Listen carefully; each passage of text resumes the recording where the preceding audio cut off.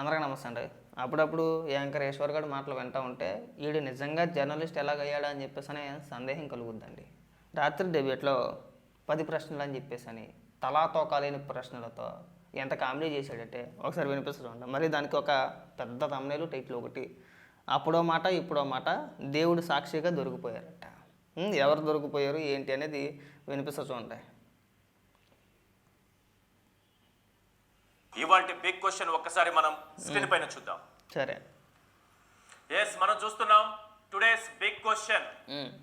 రాజకీయాల కోసం తిరుమల పవిత్రతను దెబ్బతీస్తే ఏ బాబుకైనా వెంకన్న చేతిలో శిక్ష తప్పదా? రాజకీయాల కోసం తిరుమల పవిత్రతను ఉద్దేశపూర్వకంగా తమ అవసరాల కోసం దెబ్బతీసిన ఏ బాబుకైనా వెంకన్న చేతిలో, ఆ దేవదేవుని చేతిలో శిక్ష తప్పదా? ఎస్, కనీస ఆధారాలు లేకుండా కేవలం రాజకీయ ప్రయోజనాల కోసం దేవదేవుణ్ణి వాడుకుంటున్న చంద్రబాబుకు దేవుడంటే భయము లేదు, భక్తి లేదు. తండ్రిలానే అబద్ధాల విషం కక్కే లోకేష్ తన ఫేక్ న్యూస్ ఫ్యాక్టరీల ద్వారా, చేతిలో ఉన్న ఛానల్స్ ద్వారా దేశవ్యాప్తంగా తప్పుడు ప్రచారాలు చేస్తూ తనకు కూడా దేవుడంటే భయము లేదు, భక్తి లేదని చాటుకుంటున్నారు. తిరుమల పవిత్రతను అపఖ్యాతికి గురి చేసింది చంద్రబాబే. ఎందుకంటే పవిత్రమైన శ్రీవారి లడ్డూలో జంతువుల కొవ్వు కలిసిందని ప్రచారం చేసి కోటాను కోట్ల భక్తుల మనోభావాలు దెబ్బతీశారు. ఇప్పుడు జంతువుల కొవ్వు అనే మాట మాయమైపోయింది. కల్తీ నెయ్యి అనే మాట తెరపైకి వచ్చింది. సరేనా, ఇప్పుడు అట్ట కాదు, నెయ్యిలో కల్తీ జరిగిందనే మాట వాస్తవం కాదు, అవునా కదా? అవును కదా, అదే కదా వచ్చింది. ఇప్పుడు డైరెక్ట్గా సిబిఐయే తేల్చి చెప్పినప్పుడు ఇంకా అడ్డగోలుగా వాదిస్తారు ఎందుకురా? పైగా మళ్ళీ 10 ప్రశ్నలు అని చెప్పేసి ఒక దిక్మాల లాజిక్ కూడా చెప్పుకొస్తాడు. తిరుమల పవిత్రతను నాశనం చేసింది, దెబ్బతీసింది, హిందువుల మనోభావాలను దెబ్బతీసింది వైఎస్ జగన్మోహన్ రెడ్డి. తన ముఖ్యమంత్రిగా ఉండగా అన్య మతస్థులను తీసుకెళ్ళి టీటీడీ చైర్మన్గా నియమించేశాడు.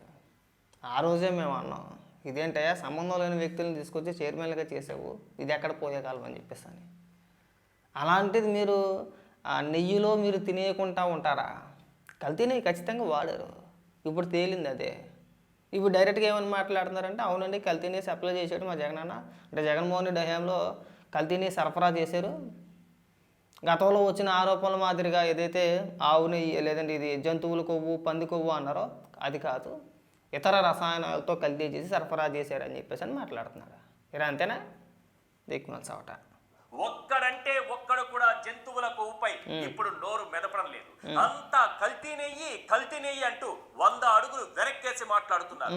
సుప్రీంకోర్టు నియమించిన సిట్ కూడా చంద్రబాబు మనుషులతో నిండిపోయింది. చెప్పు తెగేలా కొట్టాలరా మిమ్మల్ని. మీరు మనుషులు కాదు, నిజంగా మనిషి జన్మ కానీ కాదు అసలు.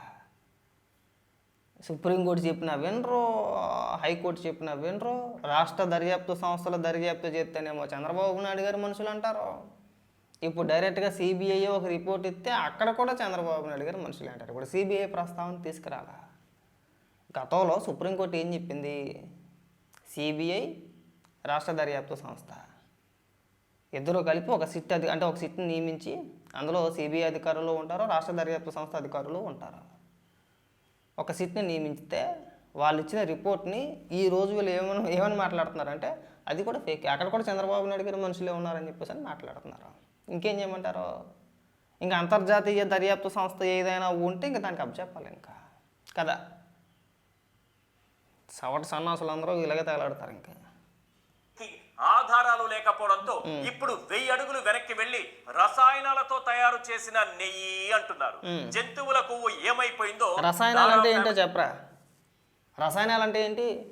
దానికి అర్థం చెప్పు. నెయ్యి కల్తీ జరిగిందా లేదా? కల్తీ జరిగింది. అందులో జంతువులు కొవ్వు వాడారా? కొవ్వుతో పాటు ఇంకా ఏదైనా వాడారా? ఇతర మిశ్రమం ఏదైనా కావచ్చు, వాటన్నిటినీ కలిపి రసాయనాలు అంటారు. ఒకటి కాదు, అన్నీ ఉంటాయి. అది ఏం వాడారు ఏంటి అనేది ఎవడికి తెలీదు. విచారణలో తేలుద్ది. నెయ్యి అయితే కల్తీ జరిగింది.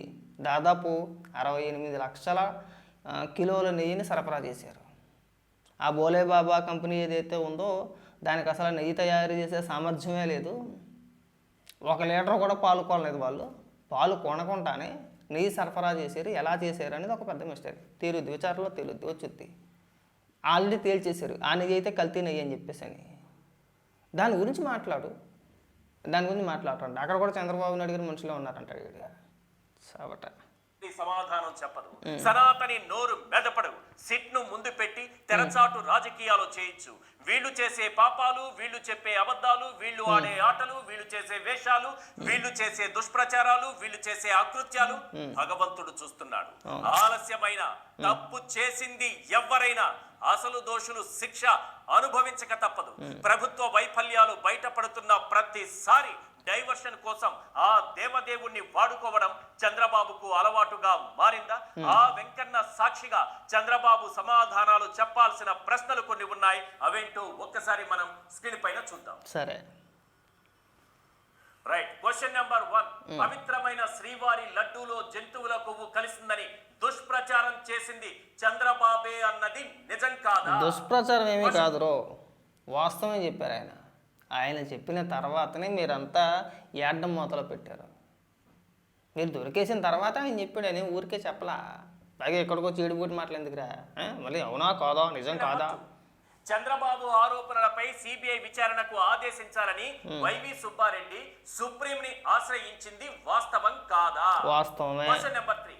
సిబిఐ పేరుతో విచారణ అని అంటున్న సిట్ ను చంద్రబాబు వీర విధేయ అధికారులతో వీళ్ళ పేర్లు తర్వాత మాట్లాడుకుందాం. ఎవరెవరున్నారు ఇందులో అన్నది. చంద్రబాబుకు వీర విధేయులు ఏ రకంగా ఎన్నికల నిర్వహణలో కూడా చంద్రబాబుకు సాయపడ్డారో వాళ్ళ పేర్లు తర్వాత మాట్లాడుకుందాం. విచారణ అని అంటున్న సిట్ను చంద్రబాబు వీర విధేయ అధికారులతో నింపేసి ఏమని మాట్లాడుతున్నాడంటే, సిబిఐ పేరుతో విచారణ అని అంటున్న సిట్ను చంద్రబాబు వీర విధేయ అధికారులతో నింపేసింది నిజం కాదా అంటే, ఇప్పుడు ఏమంటున్నాడంటే సిబిఐ ఇచ్చిన రిపోర్టు కూడా చంద్రబాబు నాయుడు గారు ఇప్పించారని చెప్పేసి అని వీళ్ళు ఎగ్గడి మాట్లాడు. ఇంక మీకు మన దర్యాప్తు సంస్థలో, మన న్యాయస్థానాలు మనకి సరిపోరు. ఇంకా అంతర్జాతీయంగా వెళ్ళిపోవాల్సిందే. ఇంకా ఏ అమెరికాకో లేదంటే ఏ జపాన్కో లేదంటే ఎక్కడికైనా వెళ్ళిపోయి అంతర్జాతీయంగా ఏదైనా ఒక పెద్ద దర్యాప్తు సంస్థ ఏదైనా ఉంటే కనుక తీసుకొని రావాలి. ఇంకా ఆ సంస్థకి అప్పచెప్పాలేమో. ఇంకా అది జరిగే పని కాదు, సాధ్యం కాదులే కానీ చెప్తున్న ఉదాహరణకి వాళ్ళ ఉద్దేశంలో. సుప్రీంకోర్టు చెప్పినా అంతే అంటారు, హైకోర్టు చెప్పినా అంతే అంటారు. ఇప్పుడు వైవి సుబ్బారెడ్డి సుప్రీంకోర్టుకి వెళ్ళిన మాట వాస్తవం. విచారణ సందర్భంగా సుప్రీంకోర్టు ఆదేశాలు ఏమిచ్చిందంటే, రాష్ట్ర దర్యాప్తు సంస్థతో పాటు సిబిఐ విచారణ కూడా జరగాలి. ఒక సిట్ని మేము నియమిస్తున్నాం, అందులో రాష్ట్ర దర్యాప్తు సంస్థ అధికారులు ఉంటారో అలాగే సిబిఐ అధికారులు ఉంటారో, ఒక సిట్ని ఏర్పరుస్తున్నాం అని చెప్పేసి ఆదేశాలు జారీ చేశారు. ఆ దర్యాప్తు సంస్థ అంటే ఆ సిట్ ఇచ్చిన రిపోర్ట్ ఆధారంగానే ఇప్పుడు వచ్చిన వార్తలన్నింటిలో కూడా మనం చూసుకుంటే ఏమవుతుంది, సిబిఐ తేల్చి ఇచ్చిన రిపోర్ట్ ఏంటి, ఖచ్చితంగా ఆ నెయ్యిలో కల్తీ జరిగిందని చెప్పేసి అని సిబిఐ ఇచ్చిన రిపోర్టు. ఇప్పుడు దాన్ని తప్పు అంటారు వాళ్ళు. అదంతా కూడా ఆ అధికారులు అందరూ కూడా చంద్రబాబు నాయుడు గారికి వీర విధేయులు, చంద్రబాబు నాయుడు గారి మనుషులు అంటారు డైరెక్ట్గా. సిబిఐ తేల్చి చెప్పినా సరే నమ్మట్లా. ఇప్పుడు ఏంటంటే కల్తీ నెయ్యి అని చెప్పేసి ఒప్పేసుకున్నారు. నెయ్యిలో కల్తీ జరిగిందన్నమాట వాస్తవం ఒప్పుకున్నారు. కానీ ఇక్కడ లింక్ ఏంటంటే, మళ్ళీ ఇలా లాజిక్ ఏంటంటే, స్టార్టింగ్లో జంతువుల కొవ్వు అన్నారు కదా, ఇప్పుడు ఎందుకు మాట్లాడట్లేదు జంతువుల కొవ్వు అని చెప్పేసి అని మాట్లాడుతున్నారు. కల్తీ నెయ్యి వాడిందే తప్పు అంటే మళ్ళీ ఎదవలకు అందులో లాజిక్ ఒకటే. వాడారా లేదా, కల్తీ జరిగిందా లేదా, కల్తీ జరిగిందన్న మాటకు ఒప్పుకుంటున్నారు కదా, మరి దానికి సమాధానం జగన్మోహన్ రెడ్డి చెప్పాలి కదా. హిందువుల మనోభావాలతో ఆడుకున్నట్టు కాదా. ఎందుకు వచ్చిన దిక్మల లాజిక్లు అవన్నీ కూడా. నువ్వు జర్నలిస్ట్ ఎట్టగా ఇవ్వ నాకు ఇవాళకి అర్థం కాదు. నువ్వు ఎందుకు మాట్లాడుతావు నీకు క్లారిటీ ఉండదు. ఊరికే జగన్మోహన్ రెడ్డి జీతం ఇస్తున్నాడు కాబట్టి వాళ్ళు ఇచ్చిన స్క్రిప్ట్ ఏదో చదివేసి వెళ్ళిపోవాలన్న ఉద్దేశంతో మాట్లాడతావా లేదంటే ఇంకొక రకంగా మాట్లాడతావా నాకు అర్థం కాదు. వాస్తవాలు తెలుసుకొని మాట్లాడు. ఏది పడుతుంది మాట్లాడితే ఎట్టాగా. ఇంకా తెలివి ఉందా కొంచెమైనా సరే. పైగా పెద్ద పెద్ద టైటిల్ వేసేసి పెద్ద పెద్ద ప్రశ్నలు అని చెప్పేసి 10 ప్రశ్నలు అని చెప్పేసి మాట్లాడేటప్పుడు కనీసం మనం మాట్లాడేది మన కార్యకర్తలను ఊసేస్తారని చెప్పి తెలుసుకోవాలిగా. వైసీపీ కార్యకర్తలు నమ్మరేలా ఏదైనా మాట్లాడితే దేనిపైన ఒక విశ్లేషణ చేస్తే కింద వాళ్ళే తిడతారు వచ్చి. జగన్మోహన్ రెడ్డికి 11 రావడానికి ముఖ్య కారణంలో ఈడు ఒకడో దరిద్రుడు. ఏం మాట్లాడతాడో ఎందుకు మాట్లాడతాడో క్లారిటీ లేకుండా మాట్లాడతాడు. నిన్ను వాళ్ళే తిడతారు. ఎవరు తిట్టవసరం లేదు, మేము తిట్టవసరం లేదు, వాళ్ళే తిడతారు. చెప్పుకుంటా పోయి ఇంకా ఏం జరిగినా ఎక్కడ ఏం జరిగినా సరే మీరు తినేసిన దానికి మీరు దోచేసిన దానికి అందులో వాస్తవాలు తేలినా సరే చంద్రబాబు నాయుడు గారు మనుషులు ఉన్నారు కాబట్టి అలా వచ్చిందని చెప్పేసి అని మాట్లాడతాడు. ఇంకా మన దేశంలో ఉన్న దర్యాప్తు సంస్థలు వీళ్ళకి సరిపోవు, ఇంకా వెళ్ళిపోవాలి. అంతర్జాతీయ దర్యాప్తు సంస్థలకు ఏదైనా ఇవ్వాలమ్మా, ఇంకా వాళ్ళు చెప్తారు రేపు అదే పెడతారు డెబిట్.